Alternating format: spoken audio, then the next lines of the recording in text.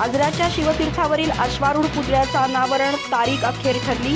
पालकमंत्री आबिटकर, मुख्यमंत्री किंवा उपमुख्यमंत्री आणि छत्रपतींचे वंशज यांच्या उपस्थितीत 28 ते 30 एप्रिल दरम्यान सोहळा। भरगच्च कार्यक्रम, परिपूर्ततेसाठी समित्या ठरवण्याची पुतळा समितीची उद्घोषणा। गेली कित्येक वर्ष अपेक्षित असलेल्या छत्रपती शिवाजी महाराज यांच्या अश्वारूढ पुतळ्याचं स्वप्न साकारलं, पण अपेक्षित पाहुणे उपलब्ध होत नसल्याने शिवपुतळा अनावरणास विलंब झाला। या पार्श्वभूमीवर आता पुतळा समिती आणि संबंधित कार्यकर्त्यांच्या सहभागातून आजरा येथील शिवतीर्थावर उभा करण्यात आलेल्या छत्रपती शिवाजी महाराजांच्या पूर्णाकृती अश्वारूढ पुतळ्याचा लोकार्पण सोहळा निश्चित करण्यात आला आहे। याबाबत आजरा आणि परिसरातील तमाम शिवप्रेमींमध्ये उत्साह संचारला आहे। या पार्श्वभूमीवर काही वर्षांपूर्वी आजरा शिवतीर्थावर बसवण्यात आलेल्या अर्धपुतळ्याऐवजी तेथेच नवीन पुतळा आणि अनुषंगिक सुशोभीकरणासह छत्रपती शिवाजी महाराजांचा नवीन अश्वारूढ पुतळा बसवण्यात आला।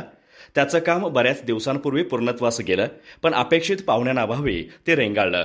आता तो मुहूर्त साधला गेला आहे। या महिन्यातील 28 ते 30 दरम्यान येथील छत्रपती शिवाजी महाराजांच्या नवीन पुतळ्याचं अनावरण करण्याचं येथील जनता बँक सभागृहात झालेल्या शिवप्रेमींच्या बैठकीत ठरवण्यात आलं।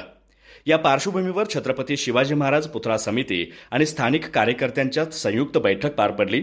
यावेळी या अनोख्या कार्यक्रमास पालकमंत्री नामदार प्रकाश आबिटकर यांच्यासह मुख्यमंत्री, उपमुख्यमंत्री यांच्यापैकी जे कोणी उपलब्ध असतील त्यांना आमंत्रित करण्याबरोबरच छत्रपती शिवरायांचे वंशज यांना आमंत्रित करण्याचं ठरलं। 28 ते 30 एप्रिल अशा 3 दिवस भरगच्च कार्यक्रमाचं आयोजन करण्याचा निर्णय घेण्यात आला।